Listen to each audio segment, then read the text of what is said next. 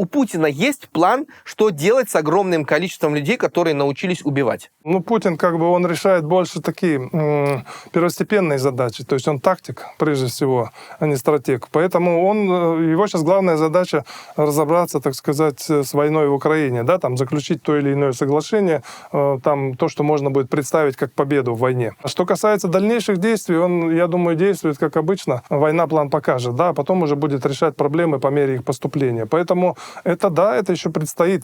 Ну и вот смотрите, в связи с этим, опять же, возникает вопрос. Когда будут подписаны эти, допустим, соглашения в том или ином виде, действительно встанет вопрос, а куда девать эти 300, там, сейчас 600 тысяч, ну, понятно, что часть все равно из них останется. Там где-то в комендатурах, где-то будет поддерживать порядок, то есть какая-то часть войск, она будет оставаться там достаточно длительное время.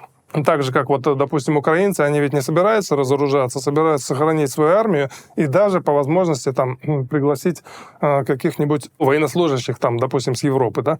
То есть там будет какой-то контингент стоять однозначно в Украине, но в любом случае высвободится там 300, может быть, 1000 человек, которых где-то надо будет реабилитировать, то есть демобилизовывать и так далее. И в связи с этим возникает достаточно такое серьезное опасение, что Путин решит, так сказать, чтобы 2 раза не вставать, этих 300 тысяч где-то использовать. То есть об этом говорят как страны Балтии, там те же самые, да, которые говорят, что если сейчас таким образом будет разрешена ситуация, что Путин почувствует себя победителем, он может и дальше пойти там в наши, допустим, регионы.